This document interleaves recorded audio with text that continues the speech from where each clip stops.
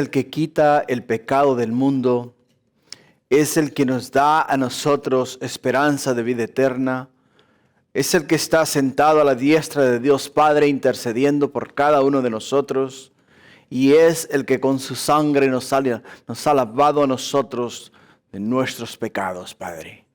Por ello es que ese día decimos: Jesús el Mesías, Cordero bendito, nombre sobre todo nombre. Oh, mi Dios, que merece ser ensalzado, enaltecido y glorificado. Gracias, Padre. Gracias por enviar a Jesús, tu Hijo, para dar a nosotros la esperanza que no teníamos, para dar a nosotros acceso al trono de tu gracia, para darnos a nosotros la esperanza, mi Dios, de poder llegar a ti, entrar a tu presencia y gozarnos, Padre mío. Oh, mi Dios, este día en este lugar, Padre Santo, en tu presencia, en armonía los unos con los otros, Padre, deseando exactamente lo mismo, escucharte a ti, Padre, bendecirnos a través, Padre mío, de la obra gloriosa y preciosa de Cristo Jesús en la cruz del Calvario. Gracias, Padre, te alabamos, te adoramos y bendecimos. Y entregamos este tiempo en tus manos, en el nombre precioso de Cristo Jesús. Y tu pueblo dice, amén. Gloria a Dios, hermanos. Pueden tomar asiento. Pueden tomar asiento. Señor les bendiga. ¿Cómo están? ¿Están bendecidos? ¿Qué tal? A ver, díganme, ¿qué tal el día viernes por la noche? Glorioso, ¿ah? Hermoso estar en la presencia del Señor, alabando, glorificando y santificando su precioso y glorioso nombre. Bueno, por ahí escuché comentarios de que quisiéramos uno ya tan pronto, tan rápido como ya, ¿no? Quisiéramos uno más, me dijeron. Es más, incluso escuché personas que dijeron, ¿y por qué no lo tornamos en una vigilia? Sería maravilloso, ¿no? Alabar al Señor y después pasar tiempo en intercesión, o sea, orando y intercediendo y pidiendo al Señor que continúe haciendo su obra gloriosa y maravillosa aquí en esta iglesia en la ciudad de La Habra. Así es de que, ¿por qué no me ayudan a orar? ¿Qué les parece? Ayúdenme a orar para que el Señor nos dé el día, la fecha, y igual le ponga en el corazón, no nomás a unos 2, 3, no, a toda la iglesia, que unánimes en un mismo espíritu y en un mismo sentir, nos unamos en alabanza y adoración y después en oración al Señor. Amén. Gloria a Dios. Así es de que, con eso, vamos al libro de Primera de Corintios, donde vamos a estar este día y vamos a estudiar de los versículos 18 al 31.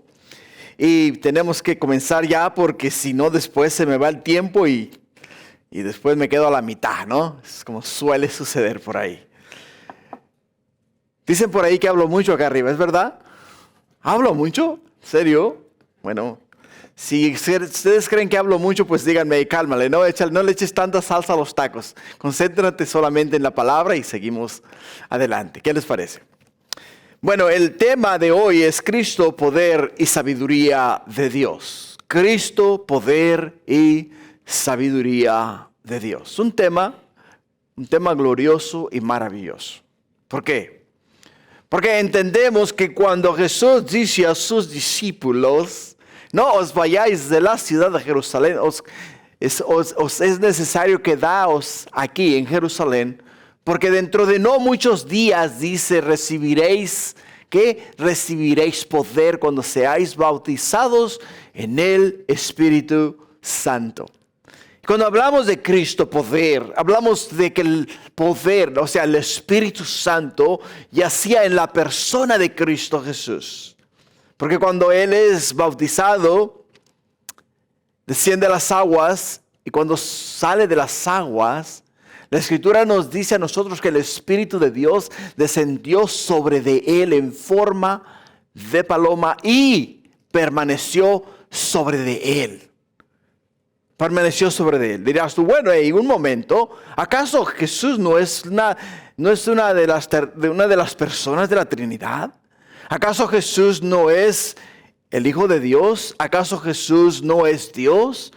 ¿Acaso Jesús necesitaba el Espíritu de Dios para ministrar acá en la tierra, como nos dicen las Escrituras?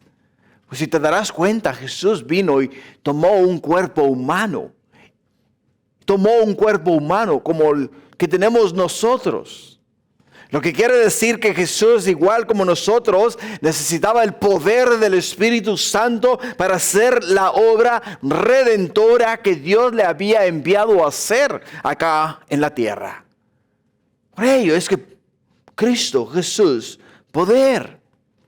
Pero también nos dice que es sabiduría de Dios. O sea, que es sabiduría de Dios quiere decir que conoce todo el plan de Dios y lo puso en obra. O sea, lo ejecutó al pie de la letra, tal y como Él y el Padre lo diseñaron para la redención de la humanidad. Para redimirnos a nosotros de nuestros pecados, para dar a nosotros esperanza de vida eterna y para abrir las puertas del cielo para que nosotros pudiésemos entrar una vez que hubiésemos sido redimidos por la sangre del Cordero de Dios que quita el pecado del mundo. Por ello es que entendemos que en Jesús está el poder. Entendemos que en Jesús está la sabiduría. Y al venir a Jesús, hermanos, recibimos el poder y recibimos la sabiduría de Dios. Por ello es que Jesús les dice a los fariseos, escudriñad las Escrituras porque ellas hablan de mí. O sea, en otras palabras, quieres conocer a Jesús, quieres recibir el poder de Jesús, quieres recibir la sabiduría de Dios, quieres recibir la sabiduría de Jesús. Entonces tenemos que pasar tiempo en las Sagradas Escrituras. Tenemos que pasar tiempo en la palabra de Dios. Y es muy importante para nosotros eso. Es de suma importancia por el hecho de que si queremos obtener el poder y la sabiduría de Dios, tenemos que venir a Jesús. A Jesús. La semana pasada, en los versículos del 1 al 17, estudiamos acerca de una iglesia dividida. Y los hermanos de Corinto, cada uno, como muchos ahora, tenían ellos sus personajes favoritos. Por ejemplo, el día de hoy, ¿no? Hay personas que tienen sus pastores favoritos. Guilty. Yo soy culpable de eso. A mí me fascina como enseña el doctor David Jeremiah. Me fascina, me encantan las enseñanzas de David Jeremiah. Cuando él habla, estoy pero tan enfocado en el mensaje que nada de lo que está ocurriendo a mi alrededor me distrae. Absolutamente nada. Mi pastor acá, Michael Torres, un maestro excelentísimo. Cuando yo me siento ahí en esa silla a escucharlo enseñar, mi lápiz no escribe rápido suficiente para tomar las notas que el Espíritu Santo le da a mi pastor, para yo entonces enriquecer mi entendimiento, mi conocimiento de la palabra de Dios, por el hecho de que Dios está hablando a través de él. Y en Corinto estaba ocurriendo esta misma situación. Porque en Corinto encontramos que algunos decían ser de Pablo porque les encantaban las enseñanzas de Pablo. Otros decían ser de Apolos porque les encantaban las enseñanzas de Apolos. Otros decían ser de Cefas, o sea, de Pedro, porque les encantaban las enseñanzas del apóstol Pedro. Y otros decían, ¿sabes qué? Yo no quiero a Pablo, yo no quiero a Apolos, yo no quiero a Cefas, yo solamente quiero a Cristo. Solamente quiero a Cristo. Y cuando el apóstol Pablo recibe una carta al respecto, inmediatamente les dice a ellos, acá en el libro de Corinto, capítulo 1, versículo 13, dice, ¿acaso está dividido Cristo? ¿Fue crucificado Pablo por vosotros o fuisteis bautizados en el nombre de Pablo? Simple y sencillamente él pone todas las cosas en perspectiva. Les dice a ellos, quiten los ojos de los hombres. Quiten los ojos de los hombres. Pónganlos en Cristo, el autor y consumador de vuestra fe. El autor y consumador de nuestra fe. Porque en Él está la vida, en Cristo está el poder y en Cristo está la sabiduría. Y es necesario, es importante que nosotros entendamos ese concepto. Porque el no entender ese concepto, hermanos, nos va a llevar nosotros al error, y al nosotros caer en el error vamos a fallar. Vamos a terminar siendo como los fariseos, con mucho conocimiento, con mucha sabiduría, pero absolutamente ninguna relación con Dios. Vamos a hacernos personas religiosas. Personas religiosas. Por ello es que el apóstol Pablo lo pone en perspectiva. El día de hoy nos va a hablar de Cristo. El día de hoy nos va a hablar de la cruz de Cristo. El día de hoy nos va a hablar de la sabiduría de Cristo. Nos va a hablar a nosotros de por qué es que para nosotros la cruz de Cristo es locura.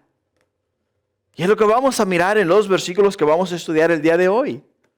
Comenzando en el versículo 18, dice: porque la palabra de la cruz es locura a los que se pierden, pero a los que se salvan, esto es, a nosotros, es poder de Dios. Es poder de Dios. En el versículo 17 del capítulo 1, Pablo acaba de afirmar la idea de que la cruz podía hacerse vana si era presentada con sabiduría de palabras. Si era presentada con sabiduría de palabras. Pablo ahora nos mostrará a nosotros por qué esto que estamos viendo acerca de la cruz es el verdadero mensaje del Evangelio. Es el verdadero mensaje del Evangelio. Por ello dice que para los que se pierden, la cruz es locura. Para los que se pierden, la cruz es locura. O sea, quiere decir para aquellos que rechazan la salvación en Cristo a través del mensaje de la cruz. A través de la obra de nuestro Señor y Salvador Cristo Jesús en la cruz del Calvario. ¿Por qué razón, hermanos? Por el simple y sencillo hecho de que si tú y yo escuchamos el mensaje de la cruz, ya que hemos sido salvos, para nosotros es música para nuestros oídos.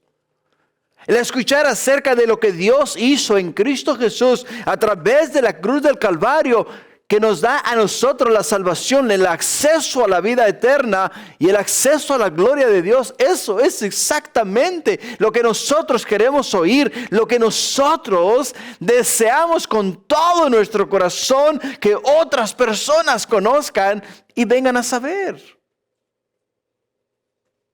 Pero para los del primer siglo, decir las palabras de la cruz era casi lo mismo que decir el mensaje de la silla eléctrica en el día de hoy. Excepto un poquito peor. ¿Por qué? ¿Qué mensaje tiene un instrumento de muerte tan cruel, humillante e implacable como la cruz? Ninguno. Por eso no es de extrañar que es locura para los que se pierden. No tiene sentido, no tiene sentido el mensaje de la cruz para ellos. Pero para los que se salvan, para nosotros es poder de Dios. Es poder de Dios. Aunque es un mensaje extraño, considerado como locura para los que se pierden, a los que confiamos en Jesús, a los que ya somos salvos, esta palabra de la cruz se convierte en el verdadero poder de Dios. En el verdadero poder de Dios. Ahora entiende algo que es muy importante. Si tú me dices a mí, o si tú vienes no siendo yo creyente y me hablas a mí acerca de que si yo pongo mi fe en Cristo Jesús, que murió en una cruz, derramó su sangre para luego perdonar mis pecados, y conozco yo el contexto de la cruz y para qué era usada la cruz, te digo yo, ¿sabes qué? Vete a volar un cometa. Tu mensaje no tiene sentido. ¿Por qué razón no tiene sentido? Porque la cruz era usada para torturar ¿a quiénes? Para torturar a los criminales. Para torturar a aquellas personas que le habían quitado la vida a otra persona, para aquellos que habían robado al gobierno, para aquellos que se habían levantado en contra del gobierno romano. Era de la manera en la cual el gobierno romano infundía temor en el pueblo. Si te agarraban y te ponían en una cruz, te crucificaban, quiere decir que tú al estar en esa cruz, estás en esa cruz no porque eres un buen ciudadano, es porque eres un criminal. Es porque eres uno que quebrantó la ley, es porque eres uno que ha estado siendo perseguido por la ley. Y tú vienes a mí ahora con un mensaje de que a Jesús lo pusieron en una cruz. Y ahora Jesús en esa cruz derramó su sangre y con su sangre paga por mis pecados. O sea, como que no tiene sentido así nomás si conoces el contexto de la cultura. O sea, la cultura y la palabra de Dios son dos cosas muy diferentes, ¿eh? ¿Por qué razón son muy distintas? Por el hecho de que nosotros, hermanos, no nos vamos a regir por lo establecido por el hombre, ni mucho menos vamos a hacer caso a la cultura de los hombres. ¿Por qué razón no vamos a hacer nosotros caso a estas cosas? Porque el plan de Dios es muy distinto al plan de los hombres. Y para ello es que Dios ha puesto en su palabra el plan redentor para salvar a la humanidad. Y nos lo dejó en tinta y papel en el libro de Isaías. En el libro de Isaías nos lo dejó pasmado en el capítulo 53. Nos lo ha dejado escrito en el libro de los Salmos capítulo 22. Nos lo ha dejado escrito en distintas partes de las Escrituras donde nos dice a nosotros acerca del plan redentor de nuestro Dios para la humanidad. Por ello es que para ellos la cruz era locura. No la podían entender. Pero para los que conocían la palabra de Dios, las sagradas escrituras, para el apóstol Pablo, para el apóstol Pedro, para el apóstol Juan y para los otros 10 apóstoles, o sea, los 9, porque Judas murió, ¿no? Porque traicionó al Señor. Pero para los otros 9, que cuando su entendimiento fue abierto y miraron la palabra de Dios, dijeron, ¡wow! ¡Qué manera de Dios obrar en favor de la humanidad! Por ello es que el apóstol Pablo simple y sencillamente nos dice a nosotros lo siguiente. Porque la palabra de la cruz es locura para los que se pierden. O sea, aquellos que no hacen caso al mensaje salvador que el apóstol Pablo estaba enseñando y el cual nosotros el día de hoy enseñamos acerca de que en Jesús está la vida eterna y que Jesús murió en una cruz y Jesús dio su vida en la cruz para pagar por nuestros pecados. Para ellos dicen, no, esto no puede ser posible. Es como decir que uno de los criminales más buscados por los Estados Unidos es capturado y puesto en una silla de ruedas y después la gente pone su fe y su esperanza en ese que electrocutaron, o sea que en ese que hicieron carne asada, ¿no? Y ahora dicen, si pones tu fe en esa persona puedes ser salvo. Es locura. Es locura, ¿por qué? Porque no puede ser posible. Pero no es posible porque no tienen el contexto, ni pueden ver las cosas desde la perspectiva divina, con los ojos de Dios. Pero para los que conocemos la palabra de Dios, para los que entendemos las Sagradas Escrituras, para los que hemos indagado en ellas, decimos, Señor, gracias, gracias, gracias, que no nos enviaste a nosotros, criminales, malhechores, pecadores, y nos colgaste en esa cruz para que nosotros pagásemos por nuestros propios pecados, sino que tomaste a tu Hijo Cristo Jesús, el cual no había en él pecado ni maldad se encontró en él, lo colgaste en una cruz Y a través de Él nos has otorgado a nosotros la vida eterna. Qué glorioso y qué maravilloso es para nosotros. Por ello es que en el versículo 19 dice, pues está escrito: destruiré la sabiduría de los sabios y desecharé el entendimiento de los entendidos. Pablo recurre al Antiguo Testamento para fundamentar aún más la condenación de la sabiduría humana. Y nos lleva a Isaías capítulo 29, versículo 13. Donde la Escritura nos dice en Isaías 29, 13, dice pues el Señor: porque este pueblo, dice, se acerca a mí con su boca y con sus labios me honra, pero su corazón está lejos de mí. Y su temor de mí no es más que un mandamiento de hombre que les ha sido enseñado. O sea, ¿te das cuenta de la condición de la nación, de la condición del pueblo? Y en el versículo 14 dice: por tanto, he aquí, nuevamente excitaré yo la admiración de este pueblo con un prodigio grande y espantoso. Porque perecerá la sabiduría de sus sabios y se desvanecerá la inteligencia de sus entendidos. Lo que nos dice el apóstol Pablo. O sea, el pueblo tenían la palabra de Dios. El pueblo escuchaba la palabra de Dios. El pueblo memorizó la palabra de Dios. Y como nos dice aquí, tenían la palabra en su boca. O sea, hablaban bíblicamente. Hablaban bíblicamente todo el tiempo. Hey, Dios te bendiga. Jehová es Dios. Jehová de los ejércitos. Shalom y todas estas cosas. Cosas que hablan, pues, aquellos que conocen a Dios, decimos de esa manera. Pero nos dice acá que con sus labios me honran, pero con su corazón están lejos de mí. Están lejos de mí. Dice: su temor de mí no es más que un mandamiento de hombre que les ha sido enseñado. En otras palabras, simple y sencillamente, nosotros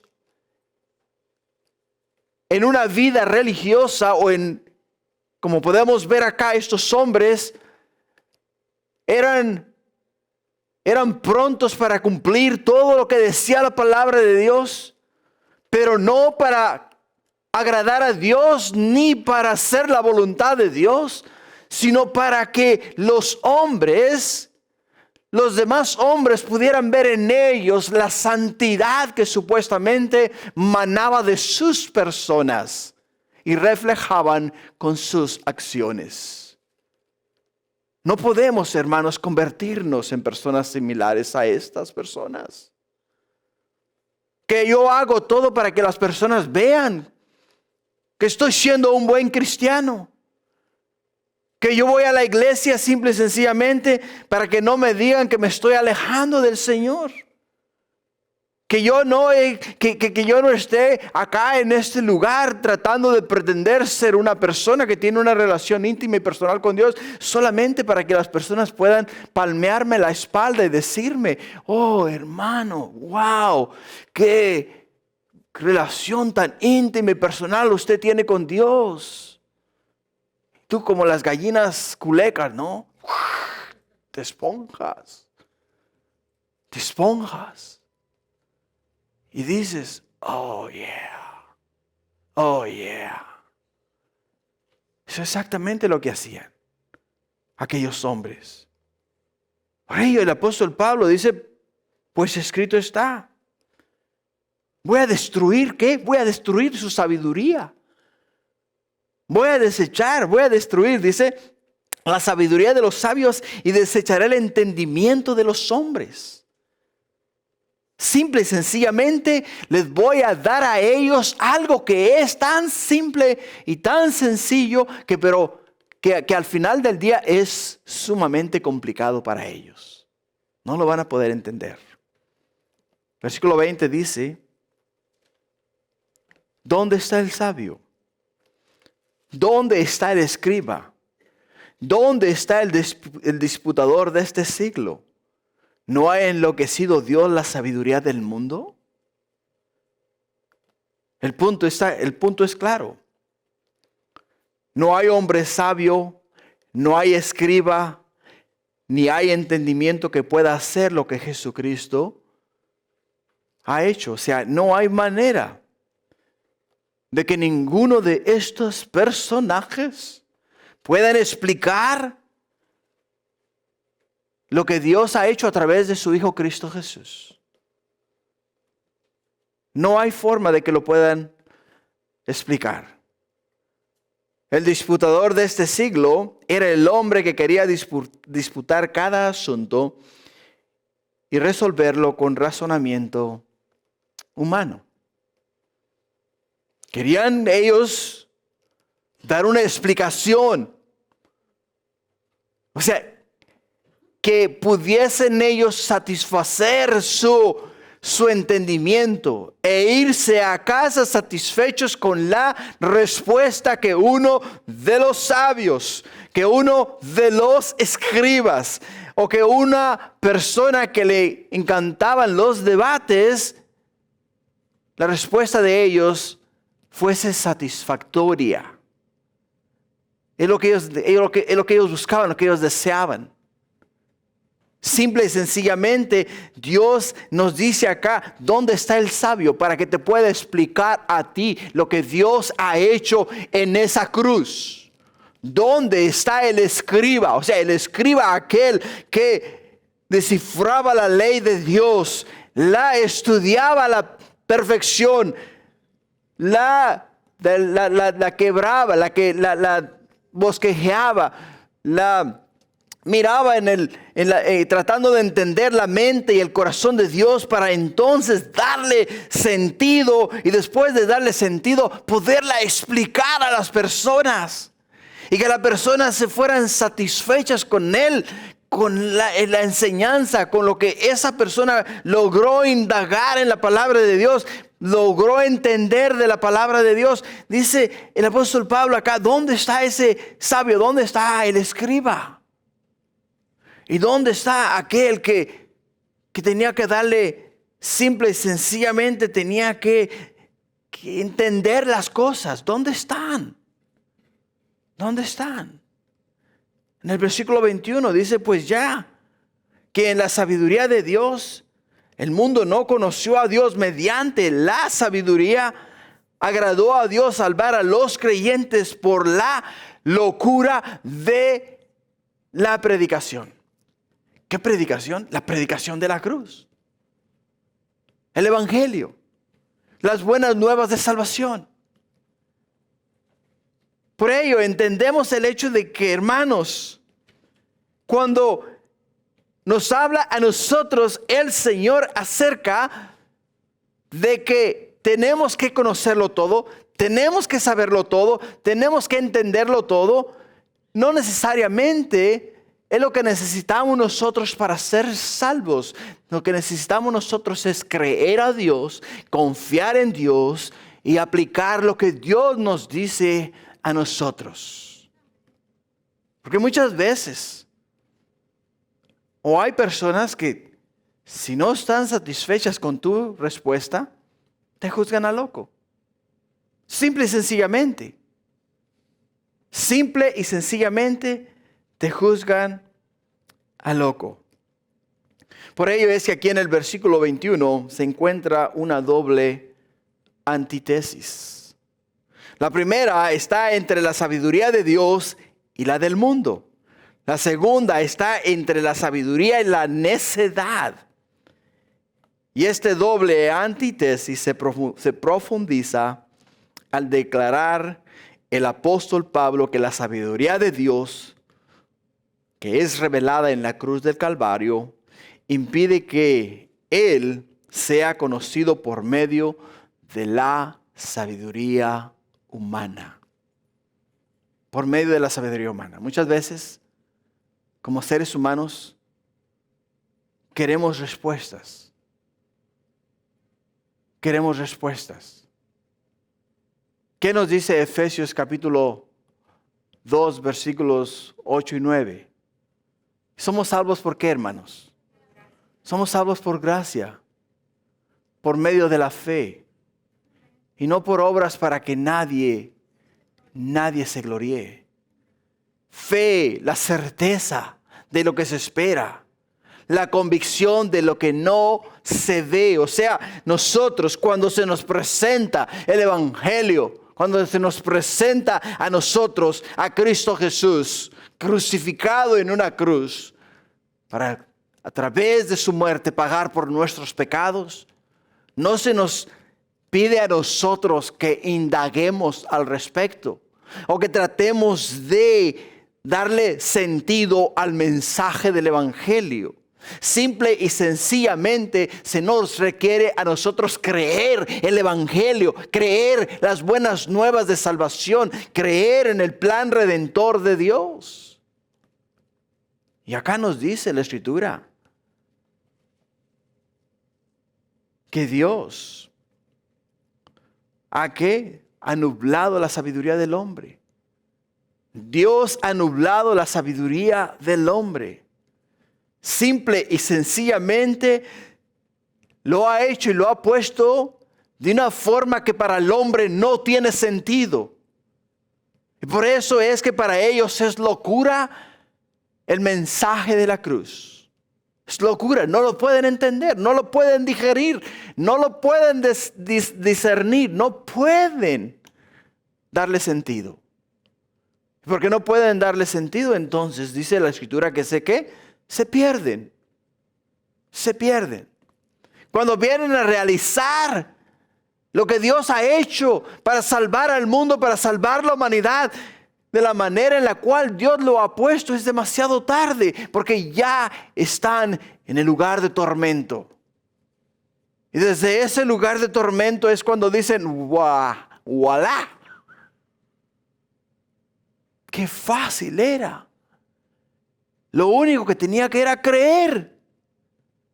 Lo único que tenía era que haber puesto mi fe en Jesús y no tratar de entender las cosas. Por ello, hermanos, simple y sencillamente, nosotros tenemos que obedecer a Dios. Obedecer a Dios. Simple y sencillamente poner nuestra fe en el mensaje de Dios. El hombre jamás puede conocer a Dios por la sabiduría del hombre. ¿Por qué? Porque el hombre es pecador. Toda la sabiduría humana está distorsionada. Y está distorsionada por el pecado. Los hombres en su sabiduría solo creen en un Dios de propósito, en un Dios que ellos mismos se crían. Simplemente al crearse su propio Dios, el Dios de ellos es un Dios el cual ellos pueden entender. El Dios de ellos es un Dios del cual ellos pueden dar una explicación. Y el Dios de ellos es un Dios que ellos pueden ver y palpar. Por ello es que en los tiempos antiguos y en los tiempos de hoy hay muchos dioses. Ves a muchas personas postradas de rodillas delante de estos llamados dioses. Y les rinden culto, les rinden adoración. Y pueden dar explicación de su Dios. ¿Por qué? Porque lo tienen delante de Él. Pero en realidad no es su Dios. Porque el Dios creador de los cielos, la tierra y todo lo que en ellos hay es invisible. La Escritura nos dice en el libro de Juan, capítulo 4, cuando Jesús está hablando con la mujer samaritana. ¿Qué le dice a la mujer samaritana? El día viene y la hora es ya cuando los verdaderos adoradores adorarán a Dios en espíritu y en verdad. ¿Por qué? Porque Dios es espíritu. Dios es espíritu. Y solamente lo podemos ver en el ámbito espiritual. La única manera que puedes mirar a Dios es dejando este cuerpo. Dejando este cuerpo. Y dejar el cuerpo significa muerte. Significa muerte. Quiere decir que cuando tú mueras, vas a mirar a Dios para pasar con Él la eternidad. O lo vas a mirar para que te dicte juicio por las obras que hiciste acá en la tierra. Pero le vas a ver. Le vas a ver a Dios. Por ello, el apóstol Pablo simple y sencillamente dice, no pongáis, ¿qué? No pongáis los ojos en la sabiduría del mundo. Poned los ojos en las cosas de arriba, en las cosas de Dios. Ahora, el plan de Dios es muy diferente que el plan de los hombres. Solo el acatamiento de la revelación divina en la locura de la predicación del Evangelio resulta en salvación. Una de las palabras claves de este texto es creyentes. El creer simple y sencillamente significa actuar en fe, sin cuestionar nada de lo que Dios nos dice en su palabra. Y no es una fe ciega, hermanos. Porque hay quienes dicen por ahí que la fe es ciega. No, la fe no es ciega. No es ciega. ¿Por qué razón no es ciega? Porque podemos ver las obras de Dios. Podemos ver la mano de Dios. Podemos sentir la mano de Dios. Es más, el aliento que sale de tu boca, Dios te lo ha dado. Dios te lo ha dado. Es una prueba más de la existencia de Dios, del poder de Dios, de que Dios está en nosotros. Por ello es que simple y sencillamente tenemos que creerlo en fe. En el versículo 22 dice, porque los judíos piden señales y los griegos buscan sabiduría. Pablo nos dice que los judíos simple y sencillamente necesitan ver para creer. Ver para creer. ¿Cuál de los discípulos de Jesús tenía ese problema? Tomás. ¿Se recuerdan de Tomás? ¿Qué le dicen los otros? ¡Hey! Esta noche ha estado con nosotros el Señor. Le hemos visto, le hemos escuchado, nos ha hablado. Es más, incluso cenó con nosotros. Cenó con nosotros. Y dice Tomás, ¿sabes qué? Yo tengo que verlo para creerlo. Tengo que meter mi dedo en donde estaban los clavos, ¿no? En la mano. Y tengo que meter mi mano en su costado para realmente creer que es Jesús. Y cuando se le aparece el Señor, ¿qué dice? Señor mío y Dios mío. Dice, Tomás, Tomás, ¿qué te pasa? ¿No te hablé acerca de la fe? ¿No te hablé acerca de las cosas que iban a pasar? O sea, lo único que tenías era que creer. ¿Creer en qué? Creer en el plan divino de Dios. En Mateo 16:1, el Señor nos da una ilustración al respecto de los judíos pidiendo señal. Mateo 16:1 dice, vinieron los fariseos y los saduceos para tentarle y le pidieron que les mostrase señal del cielo. En otras palabras, tú eres el Hijo de Dios, ¿no es verdad? Si tú eres el Hijo de Dios, para ti hacer descender fuego del cielo no es nada. Es más, para ti hacer algo fenomenal delante de todos nosotros, no hay problema, tú lo puedes hacer, eres el Hijo de Dios. ¿Qué les responde Jesús?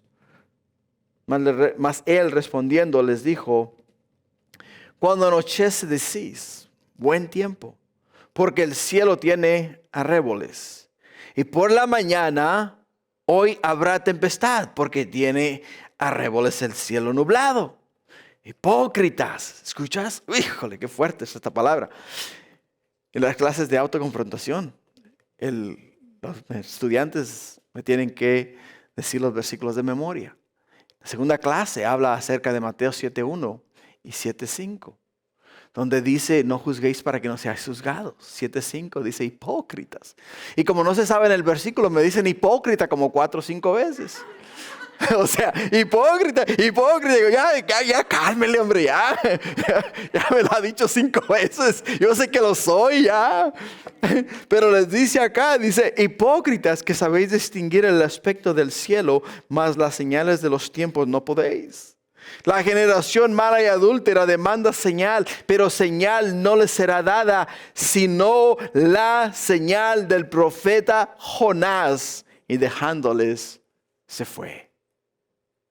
Se les dijo a ellos, yo no les voy a hacer un show para que ustedes crean en mí.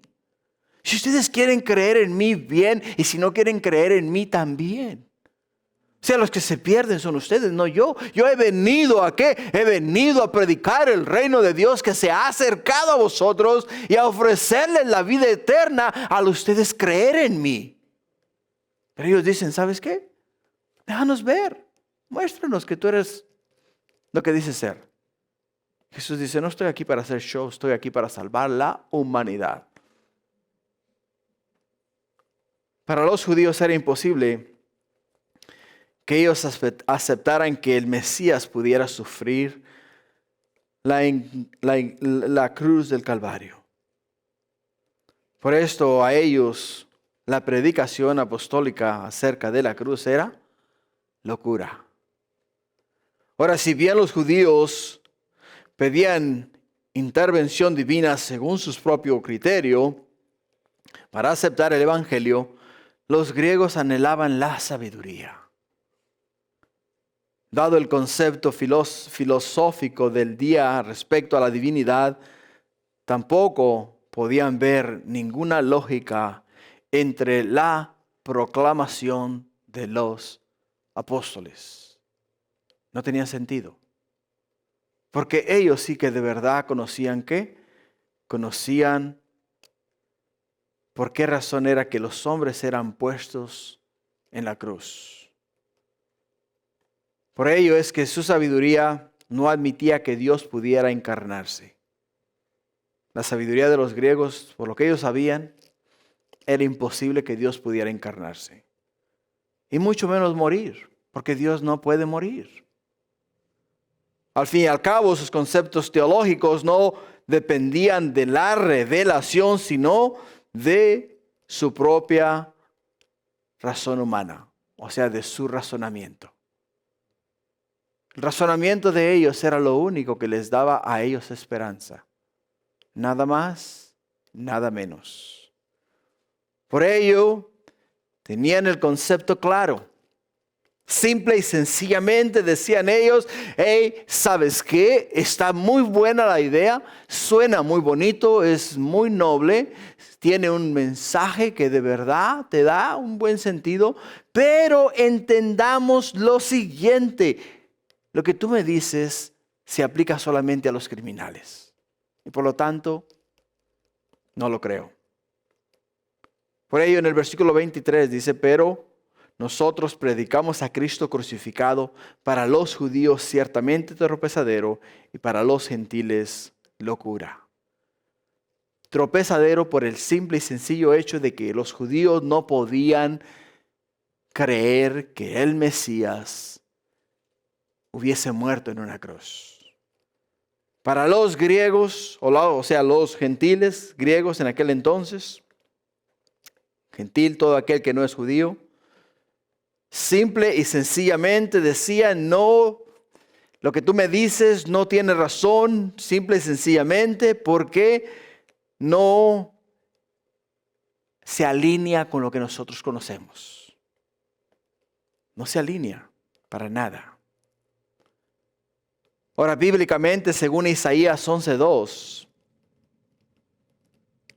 bíblicamente, según Isaías 11:1, que diga 11:1, nos dice la Escritura, y esta es una de las porciones que los judíos tenían, donde dice, saldrá una vara del tronco de Isaí, y un vástago retoñará de sus raíces, y reposará sobre él el espíritu de Jehová, espíritu de sabiduría y de inteligencia, espíritu de consejo y de poder, espíritu de conocimiento y de temor de Jehová. Hablando del Mesías. Hablando del Mesías. Las masas, las multitudes, decían, nadie nunca nos ha enseñado como este nos enseña. Entendían que el mensaje de Jesús, venía cargado de sabiduría, venía cargado con inteligencia, venía cargado con consejería o espíritu de consejo.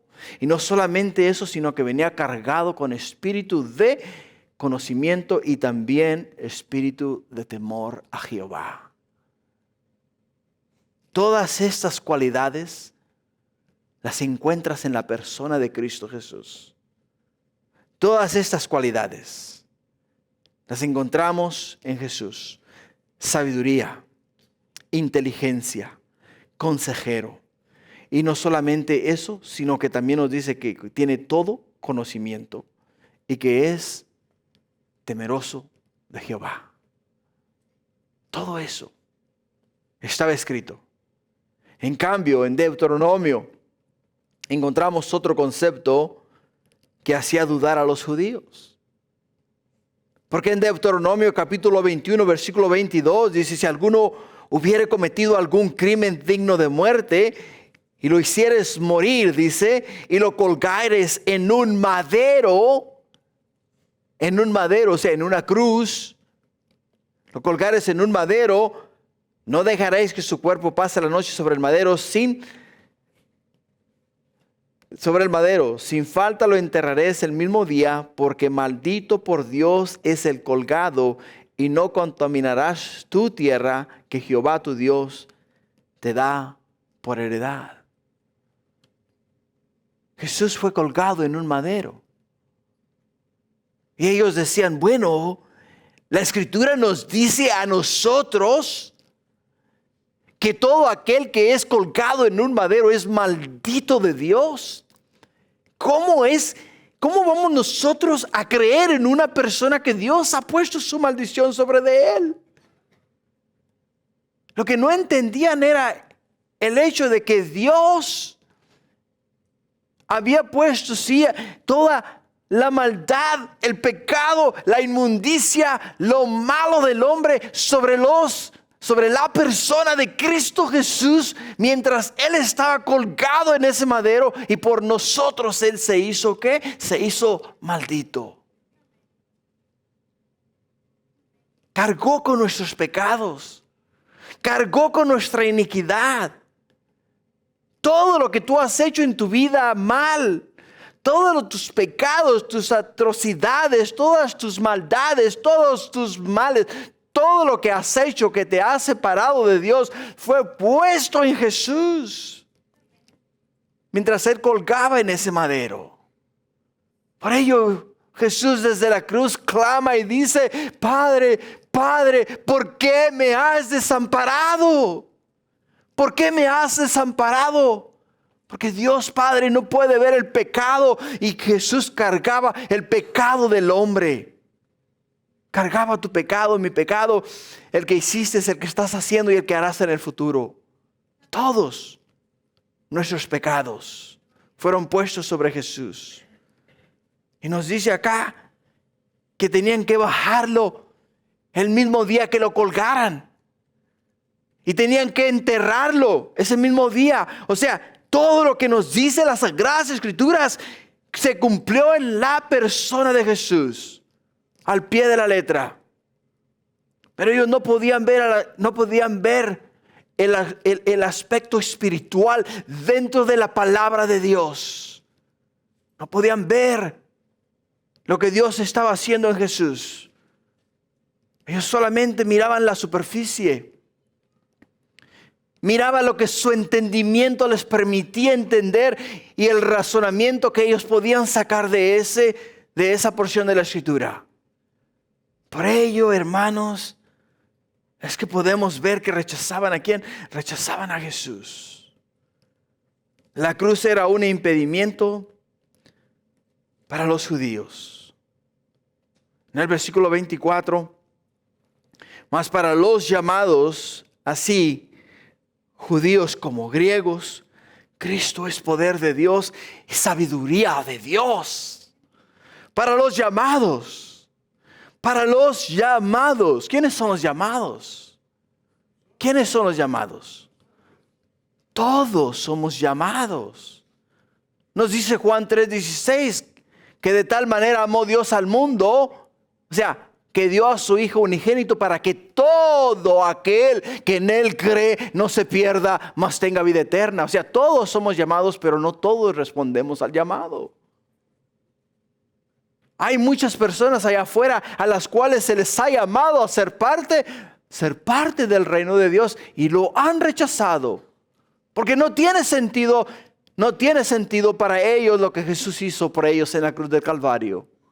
No tiene sentido, por lo tanto lo han rechazado. Pero más para nosotros los llamados, así judíos como griegos, Cristo, poder de Dios y sabiduría de Dios. Es lo que nos dice acá. Pablo aclara que el origen étnico de los creyentes no importaba. Lo que hace que uno sea llamado es la acción de Dios, no la raza o origen, cultura del creyente. Este llamado divino otorga como divinidad una evaluación educada de la cruz. Es decir, para los que están siendo salvos, la cruz de Cristo es tanto poder como sabiduría. Poder como sabiduría. Versículo 25 nos dice, porque lo insensato de Dios es más sabio que los hombres, y lo débil de Dios es más fuerte que los hombres. No que haya insensatez en Dios o un nivel de debilidad, sino que su plan de salvación es de lo más sencillo y a la vez muy misterioso. Algo que para ellos no tenía sentido, pero para Dios tiene todo el sentido del mundo. Otra cosa que se discutía era el hecho de que como Dios, siendo todo poder, iba a dejar a su Hijo que muriese en una cruz, torturado de la manera que fue torturado. No tiene sentido. ¿Cómo un padre va a permitir que torturen a su hijo para salvar a otro?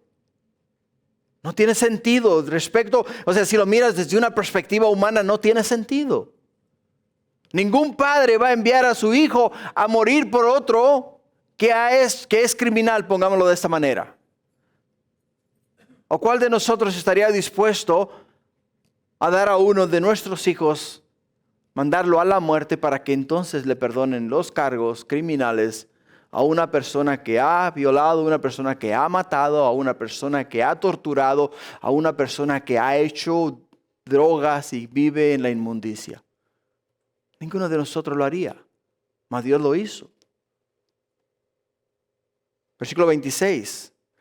Dice, pues mirad, hermanos, vuestra vocación, que no sois muchos sabios según la carne, ni muchos poderosos, ni muchos nobles, sino que lo necio del mundo escogió Dios para avergonzar los sabios. Y lo débil del mundo escogió Dios para avergonzar a lo fuerte, y lo vil del mundo y lo menospreciado escogió Dios, lo que no es, para deshacer lo que es, a fin de que nadie se jacte en su presencia. A fin de que no digas tú, Señor, fui a la Universidad de Biola, estuve 4 años preparándome, educándome, aprendí griego, aprendí hebreo, aprendí a descifrar tu palabra. Y no solamente la aprendí a descifrar, sino que la enseñé a muchos otros. Y por ello, por todo el sacrificio que yo hice en la tierra, me merezco el cielo. Dice Pablo, no, ninguna de estas cosas te aplican. Ninguna de estas cosas te aplican. Porque lo único que te da a ti acceso a la vida eterna es el mensaje de la cruz, el evangelio.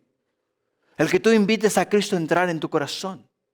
No importa el hecho de que tú seas el presidente de Google. No importa que tú seas el presidente de Tesla. No importa que tú seas el presidente de los Estados Unidos. Ninguna de estas cosas te hace apto para el cielo. Lo único que te hace apto para el cielo es una relación personal con Cristo Jesús.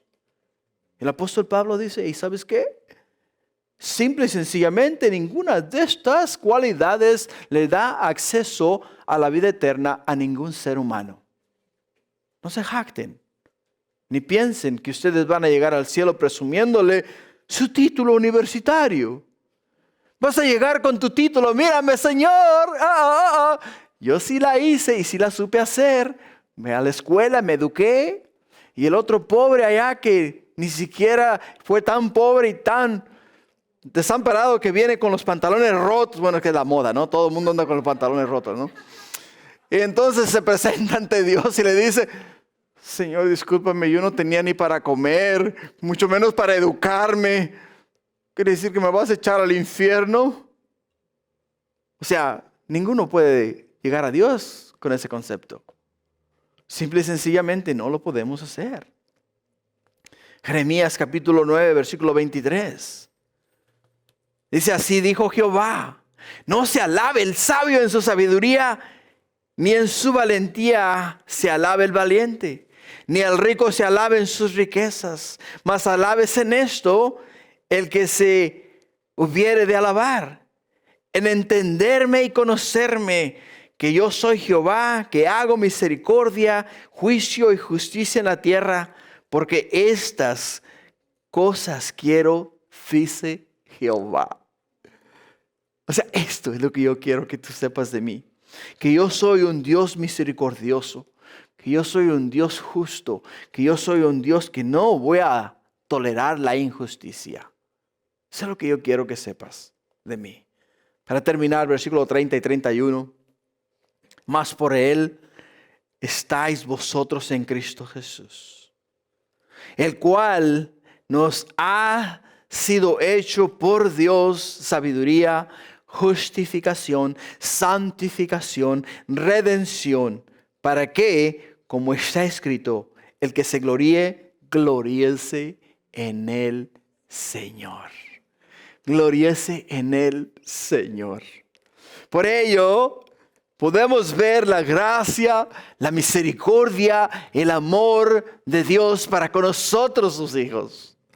Simple y sencillamente les dice a ellos, ustedes que tenían su predicador favorito, ustedes que decían yo soy de Apolos, yo soy de Pablo, yo soy de Cefas, yo soy de Cristo. Dice, ¿acaso está Cristo dividido por alguno? ¿Está Cristo dividido? No, no está Cristo dividido. Simple y sencillamente dice, mas por Él estáis vosotros en Cristo Jesús. Dios lo ha hecho posible de que nosotros estemos en Cristo Jesús. La verdadera sabiduría no tiene que ver con hacerse inteligente. La verdadera sabiduría de Dios es recibir la persona de Cristo Jesús como nuestro Señor y nuestro Salvador. Así es de que, hermanos, no ponga los ojos en ningún hombre. No mires a nadie como que esa persona tiene una relación superior a la tuya con Dios. Sino enfócate en conocer a Dios, en conocer a Jesús, en hacerlo Señor de tu vida, en mantener esa relación viva con Jesús. No el hecho de que te estoy enseñando y tienes que seguir las enseñanzas que yo te doy. No, es el hecho de que Jesús te está enseñando y tienes que seguir las instrucciones de Jesús y solamente de Jesús. Amén. Gloria a Dios. Ponte de pie, vamos a orar.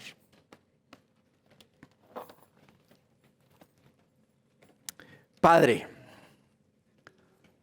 cuántas palabras maravillosas y gloriosas hay aquí en esta escritura. Y cuánta verdad hay acá, oh mi Dios.